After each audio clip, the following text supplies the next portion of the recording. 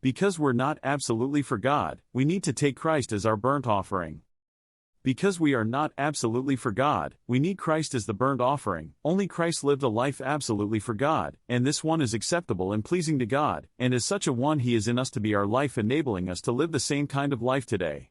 For us to have the proper church life, we need to lay all we have on the altar. The altar must be recovered at the beginning of our church life, otherwise, we cannot have a proper church life. The altar is a type of the cross of Christ. The altar we must recover is the altar of burnt offering. The burnt offering is God's food. It was consumed fully by fire for God to be satisfied. Our God is hungry for food, and we as His people can offer Him something to eat. Just as we are hungry and need food, God is hungry for something specific that satisfies Him.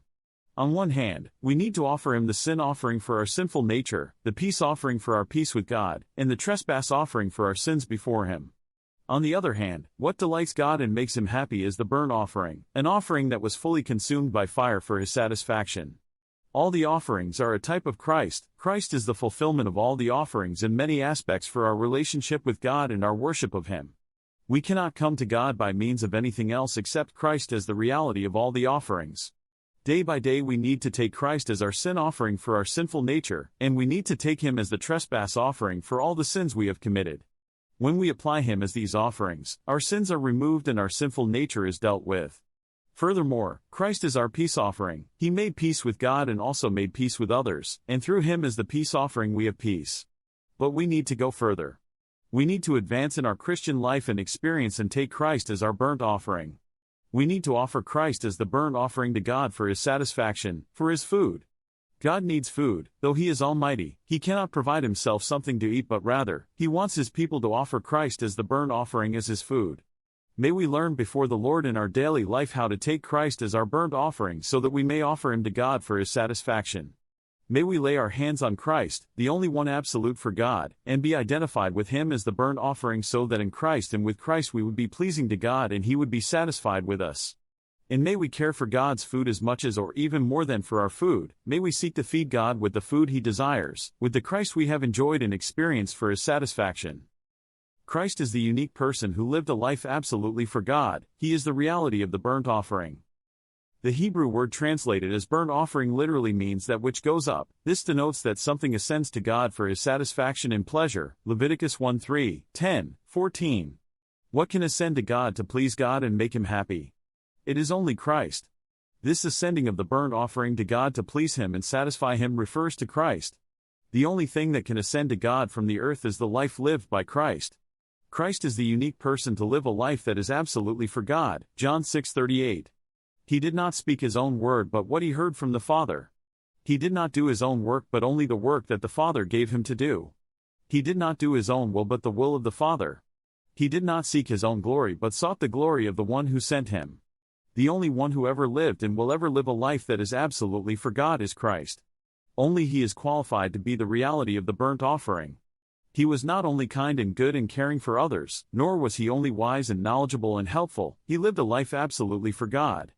If you look at the Lord Jesus in His life, you may think as the disciples did, that He will be the King enthroned in Jerusalem, and He will bring the kingdom of God on earth. Many expected Him to do a great work outwardly and then bring in the kingdom of God in power and authority. But He was seemingly cut off at the tender age of 33.5 years. He did not come to do a great work outwardly for all men to see. He came to live a life absolutely for God, to please God and to do God's will. And it was God's will for Him to die on the cross, so He died on the cross at 33.5 years. If we look at His human living as revealed in the Gospels, we cannot but be amazed and inspired. How can a person live in such a way? How can a human being not speak his own words, not do his own work, not carry out his own will, and not seek his own glory but live absolutely for God? Only Christ can. He is the burnt offering. He offered Himself with everything He was and did to the Father for His satisfaction, and the Father was pleased with Him. We cannot be such an offering, no matter what we do and how much we try. Only Christ lived the kind of life that qualified Him to ascend to the Father and be pleasing to Him, satisfying God in every respect. Christ as our burnt offering is completely for God, absolutely for God. 4:34, 5:30, Hebrews 10:8-10. Whatever the Lord Jesus was, whatever He spoke, and whatever He did was absolutely for God. John 6:38, 5:17, 36, 43, 8:28, 10:25, 12:49-50. His being, his speaking, and his doing were absolutely for God. Everything related to the Lord Jesus was for God's satisfaction. He is our burnt offering, and we can take Christ as the burnt offering so that we may live a life that is absolutely for God.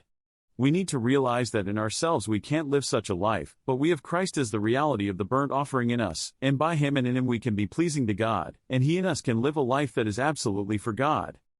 Lord Jesus, we love you and we appreciate you as the only one that lived a life absolutely for God and for His satisfaction. You are the only one qualified to ascend to God for His satisfaction.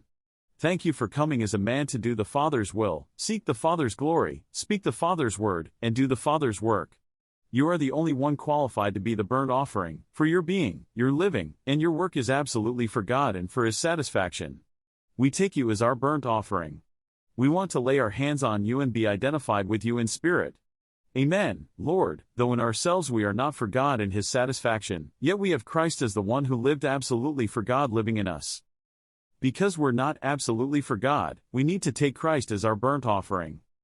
We all have to admit that, even after being saved, we still do not live a life that is absolutely for God. In our daily living we still do things in and for ourselves, and we seek our own glory and speak our own words. Our life is not pure, and our heart is not single for the Lord. We cannot be the burnt offering, for we do not live a life that is absolutely for God. We live in a dirty world and even we ourselves are dirty and defiled. Every part of our substance, our essence, our fiber, and our element is dirty. We could never be a burnt offering to God. Only Christ is absolutely for God, and we need to take Christ as our burnt offering. Our main problem before God is not our sins or mistakes, it is our not being absolutely for God. Sins and mistakes can be dealt with, but what about our daily living?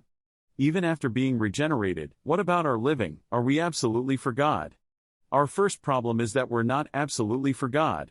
Whether we commit sins or trespasses, we are not for God. We may not commit sins nor may we trespass, but our being, our words, our actions, and our living is still not for God. Before we were saved, we were not for God. Now that we are saved, in a sense we are for God, but in another sense, we're still not absolutely for God. If we check with ourselves in our daily living, do we live a life that is for God and not for ourselves? We may not be a bank robber or a thief, but rather, we may be quite a good person, not offending others and being kind, forgiving, and joyful. Still, as long as we live in our natural man, we are not absolutely for God. Whether we do the right thing or the wrong thing, the pitiful thing is that we are not really for God.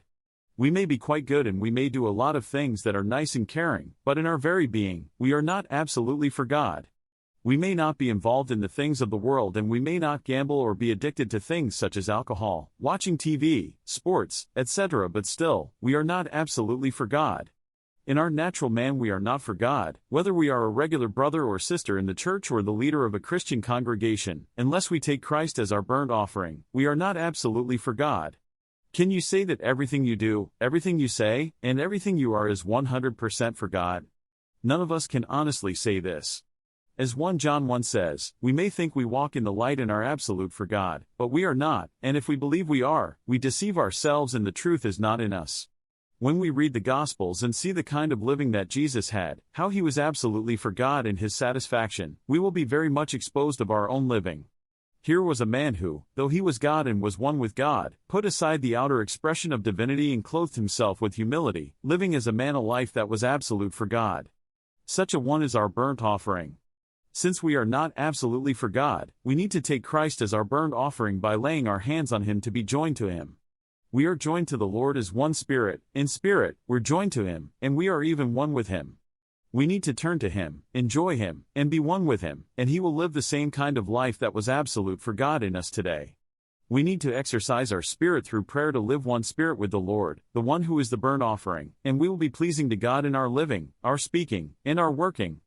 Only in and by the Christ who lives in us can we be absolute for God, and we need to take Christ as our burnt offering every day and even all throughout the day. Lord Jesus, we acknowledge that we are not 100% for You. We agree that our daily living, speaking, and work are not absolutely for God. We take You, Lord Jesus, as our burnt offering.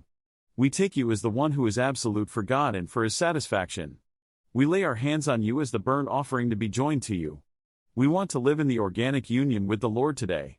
We don't want to live anymore in ourselves, for ourselves, and by ourselves. We give you all our shortcomings, defects, weaknesses and faults, and we take you as our burnt offering. Live in us today, Lord, a life that is fully pleasing to God. Live in us a life that is absolutely for God and His satisfaction.